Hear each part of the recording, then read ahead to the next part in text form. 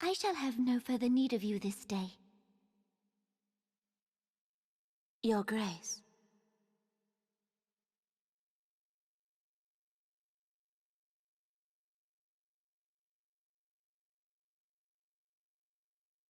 I fear that not even mine own chambers shall remain private for long. Has the situation grown so grim?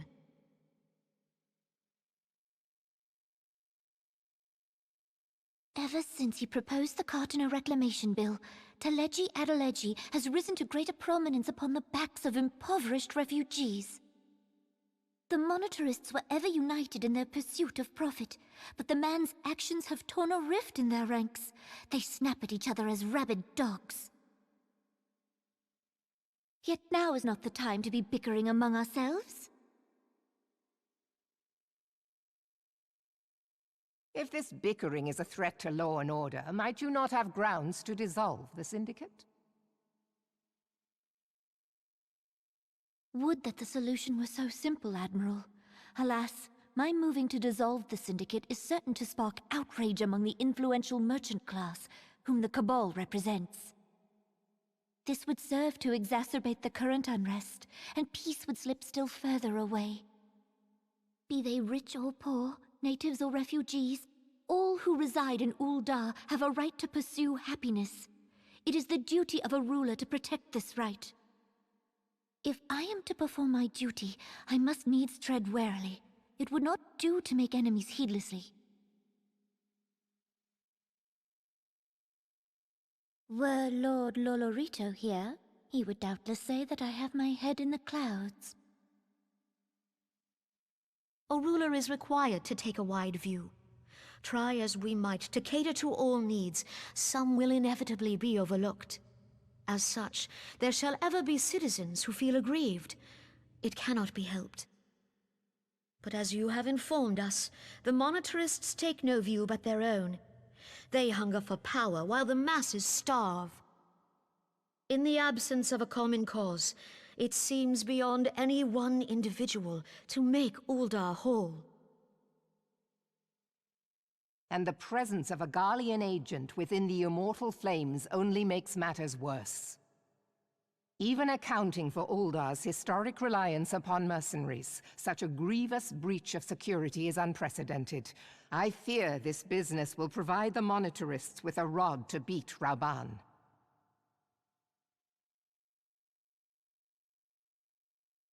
Eorzea can ill afford for the Immortal Flames to be dampened now. Ere long, the Garleans will turn their ravenous gaze toward our lands once more. If we are to resist their might, our nations must stand together. Yet for this to happen, our nations must be whole. Cannot be done to improve the situation in Ul'dah.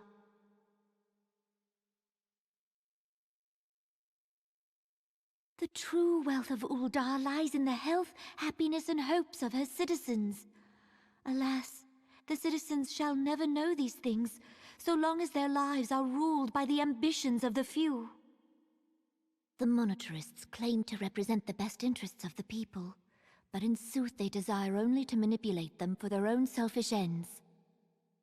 For the government to serve the people, it must be formed of the people. For Ul'dah to move forward, it is not only the Syndicate that must be dissolved. Nay, you jest.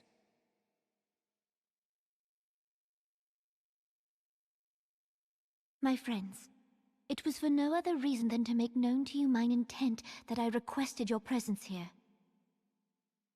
When I make my declaration to the people, chaos shall inevitably ensue. As the last monarch in the line of Ul, I make unto you this request. Help Rauban to preserve order and protect the people. Forsake them, and you forsake yourselves, for a strong Eorzea will ever have need of a strong Ul'dah.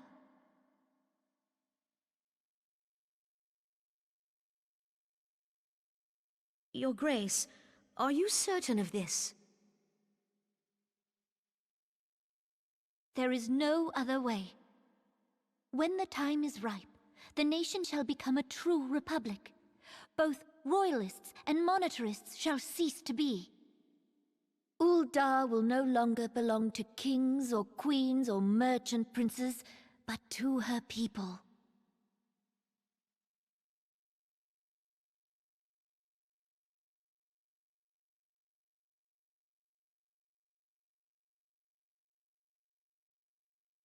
Ropan, forgive me for casting aside all that you have toiled for in my name. Beyond this gesture, I am powerless to help my subjects.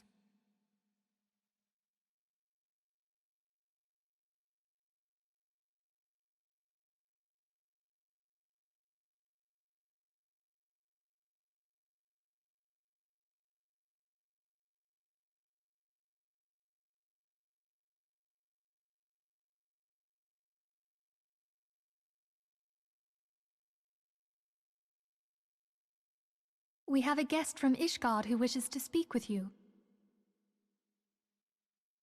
I believe the two of you have met. We have. I had hoped to speak with Commander Leveilleur as well, but I cannot afford to wait any longer. The Lord Commander sent me hither to request your aid in a matter of grave import. You see now why I had Tataru summon you. Now that we're all assembled, perhaps you would be good enough to elaborate on the nature of the matter which brought you to us. The Observatorium's astrologians have sounded the alarm. Last night, the Dragon Star burned with an intensity not seen in 15 summers. Not since the Dravanians engaged the Empire in the Battle of Silvertear Skies. The northern sky doth burn full bright upon the Wormlord's call. The red behemoth beckoneth, and flame consumeth all. The old Curthan rhyme, aye. The brightening of the Dragon Star is said to accompany the roar of a great worm. The astrologians believe that it was Midgard Soma himself who cried out on this occasion. After an absence of centuries, the King of Kings did return to lead his kind against the might of Garlemald, only to fall in his duel with the Agrius, proud flagship of the Garlean fleet. Devoid of life, his corpse remaineth entwined about the Magitech monstrosity even unto this day. Ariange has the right of it. Whatever this alteration in the Dragon Star portends, the Great Worm has shown no sign of life. Tataru, have the Domans reported aught out of the ordinary?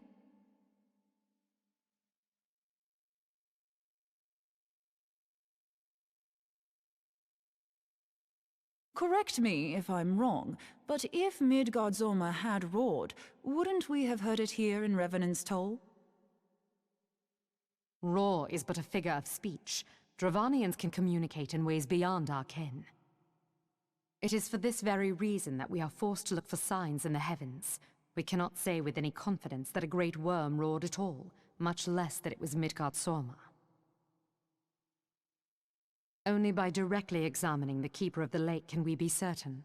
However, it will take too long to gain the Holy See's approval to dispatch the Temple Knights. Therefore, Sir Emric would entrust this task to you. Do you accept?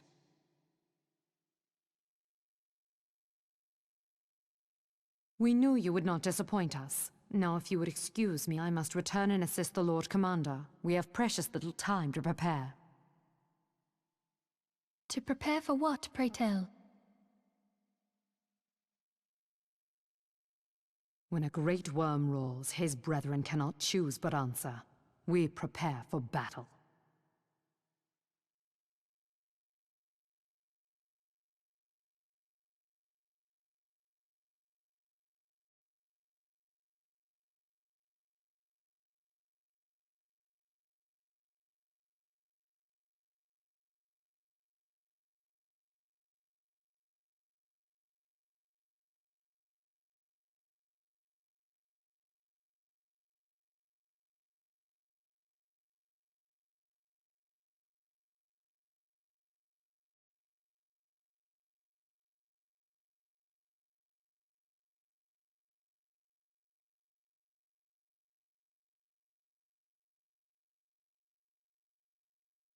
Who treadeth now upon my bones, and waketh me from slumber sweet?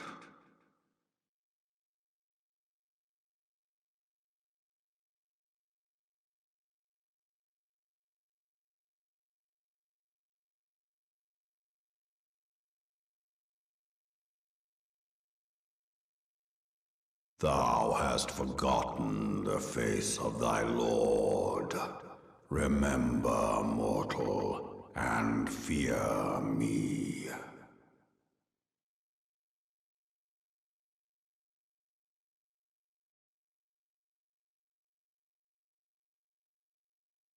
By her gifts hast thou earned a moment's reprieve.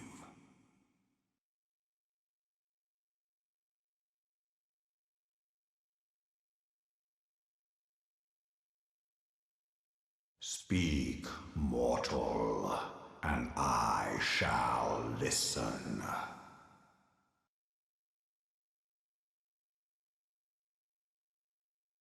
Guided by a star.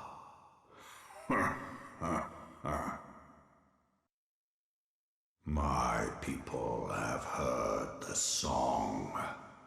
Ishgard shall burn.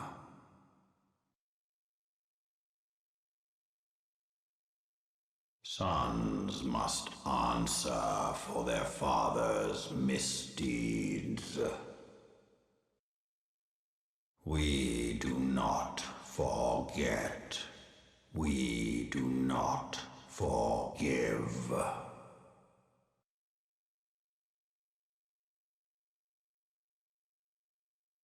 Seven children did I sire.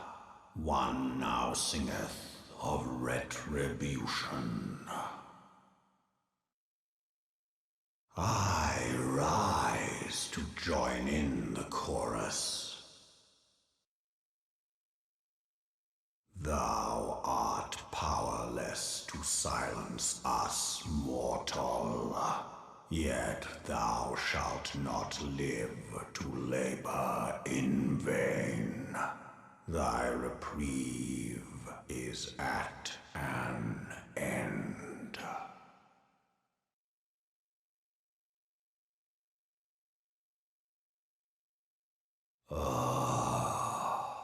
Trickery is thy shield.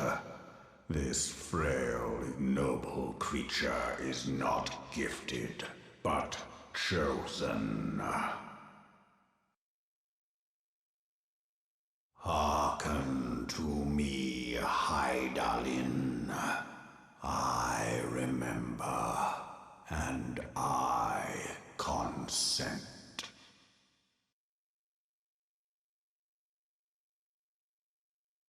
Fear not, mortal. I shall not harm thee.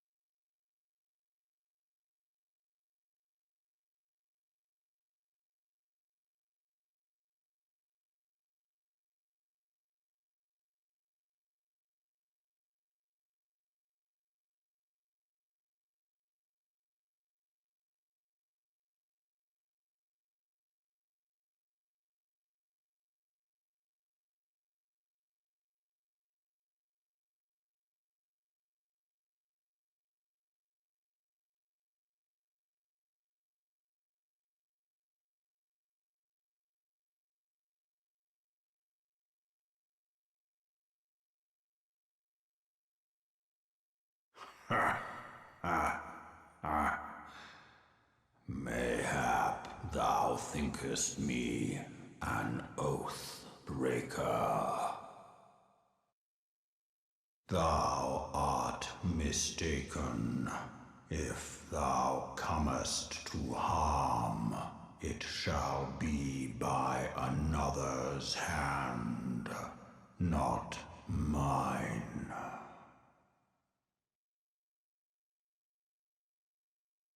I did but strip thee of thy mistress's feeble blessing. Thou didst profit much by her grace, but no more.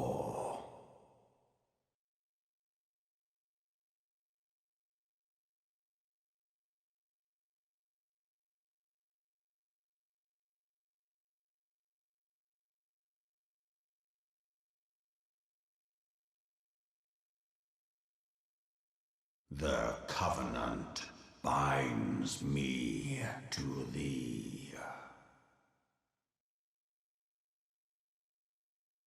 I shall watch, listen, and wait. Fight and struggle, if it be thy will. Man hath ever coveted that which lieth beyond his grasp.